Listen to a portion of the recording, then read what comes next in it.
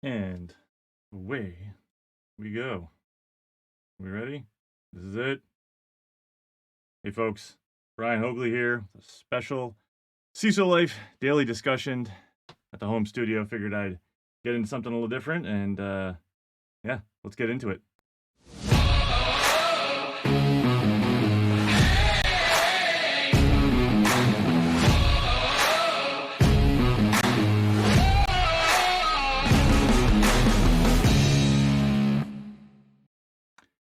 Hey, good morning. Another beautiful day. It is Friday, October 7th, and we are live.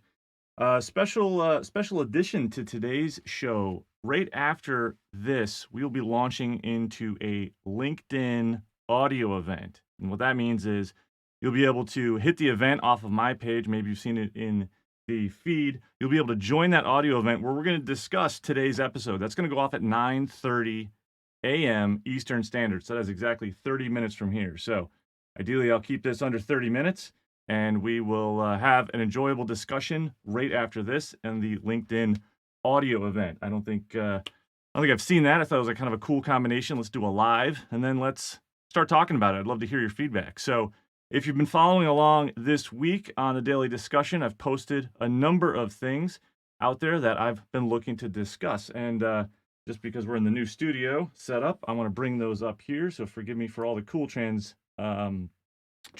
and whatnot, but here's what we've got going on. First off, we have the cyber criminals see a lure in BEC attacks.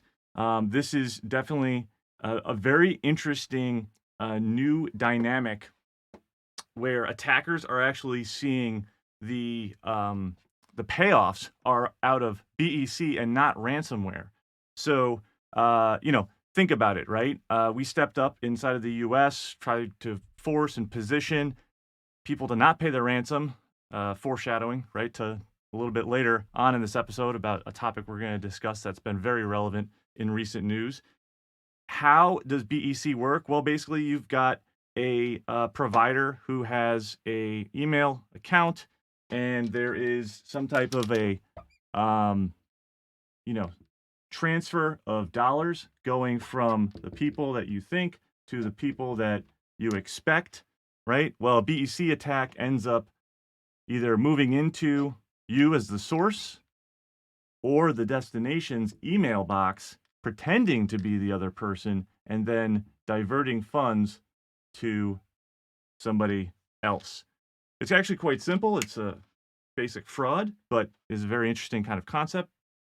And apparently, it's picking up, and I would see why, right? If you're doing a traditional ransomware, you've got to hold hostage, you've got to break in, you've got to hold hostage the network, the systems that are in place.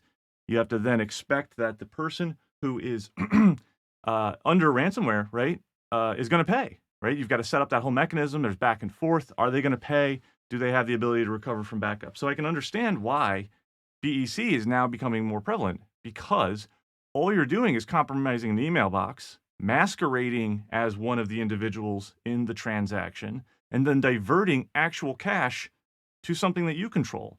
So the payoff is almost guaranteed if you can compromise the communication path, right? You're not waiting to see if somebody will actually pay you, right? You're actually diverting real funds. This happens a lot with money going into escrow. This happens quite a bit with money that is moving in towards bank transfers, right? Happens a lot when you're paying a vendor, you're paying a claim. Saw this in insurance quite a bit. It was very interesting.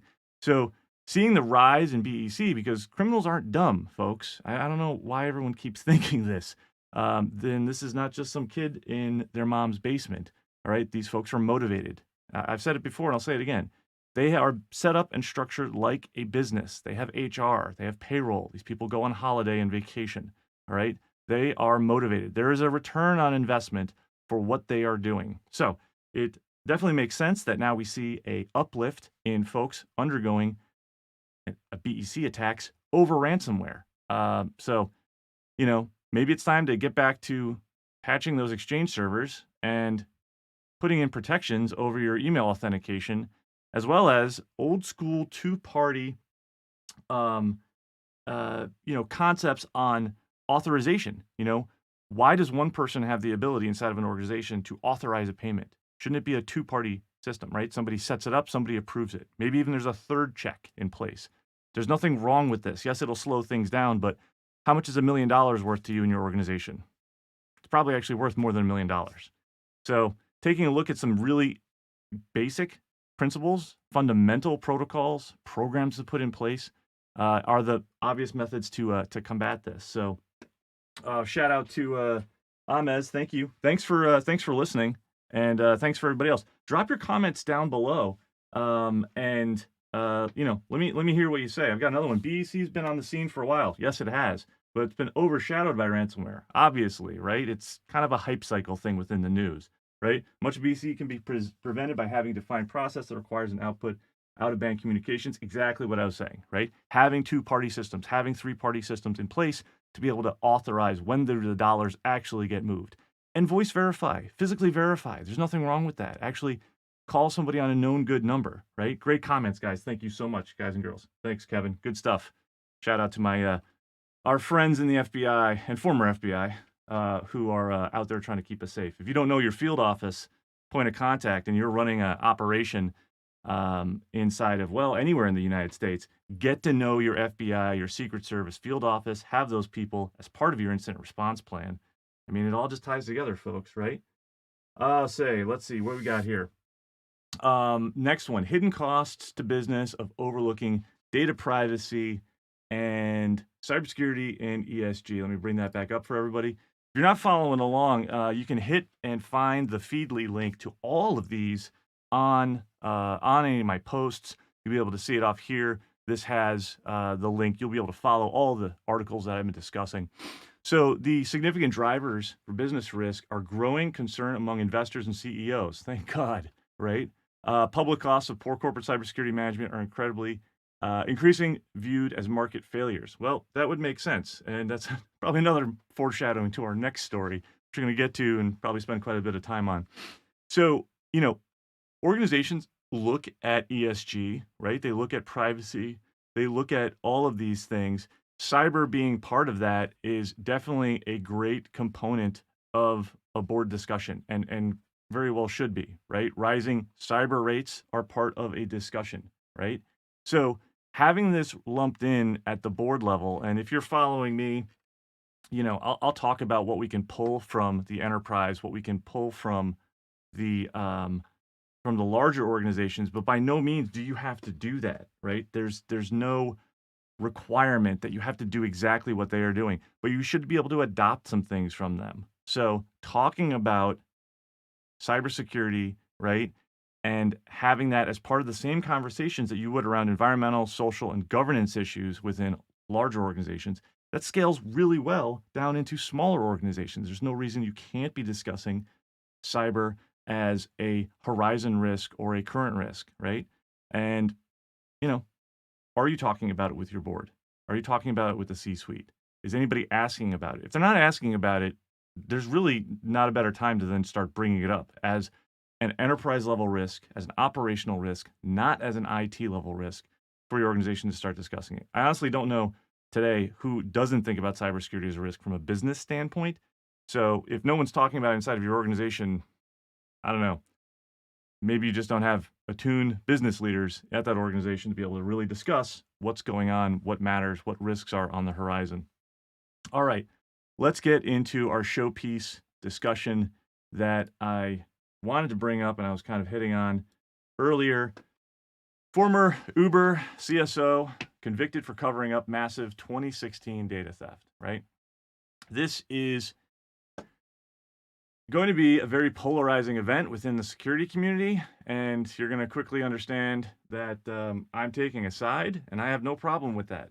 So Joe Sullivan, former CSO at Uber, and now, I don't know if Cloudflare's let them go, but currently the CISO at Cloudflare, because after he was let go and fired from Uber for his actions that stemmed or led to this conviction, Cloudflare picked him up and hired him as their CISO. Now, while Joe is a very smart person based on his resume and his background, I really have to start questioning Cloudflare's, I don't know, decision making on bringing that type of a potential problem into their own house. So, what's going on with this? Why is this so polarizing? On one hand, you have a tremendous amount of CISOs and other security practitioners who are just like, this is a huge, this guy's being scapegoated. Why isn't the CEO being indicted? The former CEO, the culture there was crazy. It bred this. It's not his fault. He's being, let out. And I have to. It feels like there's so much discussion around why him and where the responsibility lies outside of him that no one looks at what did he do. Now, listen, I'm not a lawyer. I don't even try to pretend to be one on TV. But when I look at what I read and what I followed with the case, here's what I understand. California has disclosure of breach rules, right? Federal laws have rules around obstructing justice and withholding information and covering things up. When I look at what happened with what he did and the way that they outlined exactly how the series of events happened, what I understand is that hackers found a vulnerability, then contacted him. He and his team or whomever used their existing bug bounty program to pay off the hackers who were expecting or putting in a ransom. That does not follow what bug bounty programs are supposed to be doing or set up to go do, right? Those are, you find an issue, you submit it to the bug bounty program, it's reviewed, you're paid if it's a hit, and something's going to be done about it. It's legitimate, right? I think what came out of this and what he was convicted of, right? And we will now, wait to see what the sentencing looks like. And obviously, he can have his next day in court to be able to have an appeal. And as a citizen of this great country, he is completely entitled to go do that. But right now, he's convicted of these two things, facing up to 8 years in prison. So, as a CISO, right, myself, I've been a chief information security officer. I'm in a position where I have to make decisions. Even if my CEO is telling me, we're not going to talk about that, we're not going to disclose that. Well, guess what? I have legal obligations myself. Joe's a pretty smart guy. He obviously was able to get a stellar job even after being fired from Uber underneath suspicion that this was going to happen. So there really shouldn't be of a concern of, well, if I say something to Travis and the CEO, or if I disclose this publicly, I'm going to lose my job as the CSO of Uber. I'm sorry, that just doesn't stand with a guy a pedigree like this, right? So do you have enough fortitude and the ability to be able to stand back and say, hey, this is wrong, I'm going to do the right thing, right? This guy's a former federal prosecutor, for Christ's sake, okay? Sorry to swear, but I mean, you should know better. So I don't get into the camp of poor Joe, okay? Unfortunately. When you look at the CISO role and what you're supposed to do, this is very much in line with it. Something bad happened to Uber. There was technically a breach. There was an extortion going on. That right there is a crime. Breach is bad. Extortion is worse. Uber should have collectively, or at least Joe, as the leader of the cybersecurity program, should have notified authorities that they were being extorted, should have notified the authorities that they had a breach. It's compounded by the fact that they were already underneath investigation by the FTC for a previous breach. And now, of course, Uber's got a great track record, right? You just followed my How Did Uber Get Breached YouTube, 2 weeks ago. People's comments and feedback on that is like, oh, seriously, again? Who rides in these cars? Anyway, it's a terrible thing, right? But I'm still, everything I've just said, still not in the camp of poor Joe. He didn't do anything wrong. Sorry, and we've seen this on a couple other people's posts. You play stupid games, you win stupid prizes. I love that saying. Whoever came up with that, I mean, thank you. This is an area that is obviously going to have a lot of attention, okay? But I don't think the right attention is that the CISO is a scapegoat. The CISO is in a bad position in an organization. The CISO is now in a compromised, role by its definition for most organizations. I think that's crazy. Okay, it's just not a position that I think people need to think about that role, why they should or shouldn't take that role. Okay, if you are an honest individual, if you follow the programs you build, if you are following the regulations that you are supposed to be following as an organization, problems like this will not be yours. Plain and simple. Okay, follow the rules, follow the regulations, follow the program, and follow your ethics. Most of us in this industry, say what you want about certifications or not, swore that we would follow ethic and moral guidelines when we became CISSP or CISMs or any of the other things, right? It's attached to it. The role is about integrity, okay? It's about trust. And it's very interesting that I picked up that the new CEO who came into Uber, his parting comment in a number of these different quotes and interviews was about Joe Sullivan. I did not trust the man. When the CEO does not trust your CISO, that should tell you something. Sorry. Well, I think I've beaten that one up enough. I'm really looking forward to the audio event right after this, 9:30 a.m. Eastern Standard. So that's in 14 minutes from right now. We're going to have a LinkedIn audio event. I will not be able to put the link in this, but do scroll over to my page. If you're following me, you'll be able to see the event for that happening. Click on that, get into the audio event. We'll kick that off at 9:30 a.m. Let's go to some questions because it's a very, very active board over here. And I'm juggling in between two systems to be able to read what is going on. So apologies, everyone. Arnez, I'm sorry, I called you Amez. I couldn't read that well earlier. Some great comments about what's going on. What's your thoughts on data brokers selling everyone's contact credentials? Yeah, that's terrible. What are we going to do about it? I mean, if we can criminalize it and knock them down, I mean, we should be able to go do that. But it seems like it's not that different than like Zoom Info or Crunchbase. So, what about the board? Deborah asks. Legal. Who decided not to hide this? That's a great question. I didn't read the transcripts from the courthouse, nor was I there. But that's something that I think people will definitely dig into a little bit more on. Well, who else is culpable, right? I think the immunity has been thrown around as something that people have been looking at and talking about for other individuals, maybe to then use to, that was granted, maybe to then be able to use against Joe. Who knows? Let's see here. Okay, makes more sense. The reality is your CEO, Deborah writes, your CEO will override the CISO as far as doing the right thing. He should have been a whistleblower. Completely agree. Paying through a bug bounty is wrong. Were there discussions internally not to announce, and by whom? I have to believe yes. I've worked at a Fortune 500 as a CISO. We've had, and I've seen instances of issues that were reportable, that we reported. There wasn't a discussion that happened before we reported that didn't involve the C-suite. Most organizations operate that way. So if the CISO is operating in that much of a silo, you have to really question the dynamics of that organization's senior leadership. If the CEO is telling the CISO, hey, you take care of it, we're not releasing this, that should be a red flag about that organization's leadership to the CISO. And that person should be making an honest decision about their employment and their future role at that organization. You should be working with general counsel. You should be doing, look, FTC was already investigating Uber. Black cloud over Uber. Got that, right? This then happens during that time. I can understand why probably everybody is sitting around going, okay, let's not talk about this. We don't need another bad thing happening right now. But we don't know if that actually happened.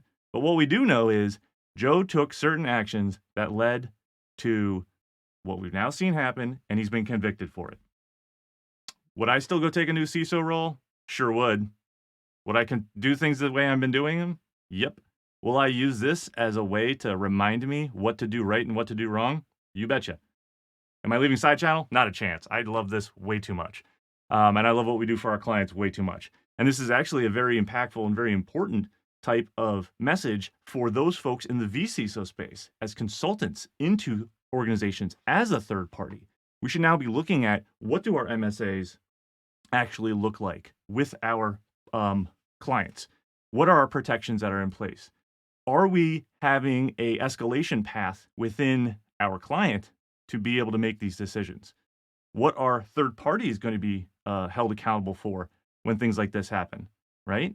So I say that because SideChannel is a vCISO firm. This is all we do. We work with well over 60 clients building out security programs as their fractional vCISO. So I've got 60 different clients in which we have to think about this across our entire delivery team.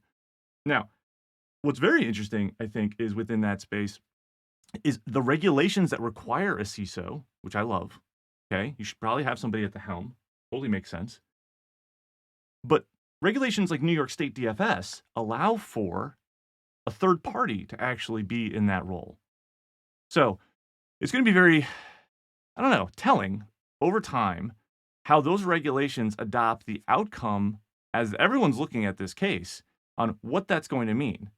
And now couple in insurance providers, D&O, professional lines, personal lines insurance for professionals like this going into this role. And what is that going to mean for the future of the role itself? So this isn't the end. I think it's just the beginning. It's the first shot across the bow, if you will, of what's going to happen with the role itself. But like I said before, I'm not shying away from ever taking something like this. And I'm sure not shying away from the ability to deliver services like this through the firm that we've been building and delivering it to clients. And I honestly think if you've got the ethics and the morals and you've got a good head on your shoulders and you've got the experience, this is something that is going to drift by you and not be impactful. So just some advice, and we'll talk about it on the audio in about 10 minutes. Don't worry too much about what does this mean for you as a CISO, but let's go to some other questions we have. This is great. Yeah, Deborah, perfect. If your company isn't doing due diligence, then leave. Yeah. I know it's tough for people to leave organizations. It's always tough for people to have to seek new employment, especially in this market, especially when you're looking for jobs like this. But you have to ask yourself, do you want to continue to work for bad people, unethical people? The answer should be no, you shouldn't. Jameson, O'Reilly, post the transcripts. That's linked right there. Thank you so much. That is awesome. You can definitely take a look at that in whatever spare time I have over the weekend. So with that, folks, I am going to cut this because we're going to switch over to the audio event in about 8 minutes. So grab the link on the event page off of my profile. If I can tag it in here very quickly, I will. But the event is set up. It is the 10/7 daily discussion. We will be on there shortly. This is Brian Hoagley with CISO Life, sponsored by SideChannel. You can check me out anywhere on Twitter. You can follow, if you're watching this right now, on LinkedIn. You know where to follow me on LinkedIn, but we're obviously over on YouTube. All of our content originally goes over there first, and then we bring things over onto LinkedIn. So if you want the early access to anything that we're publishing and putting out, check us out on YouTube. Make sure you subscribe. As always, be safe, be good. I'll catch you next time. Thanks.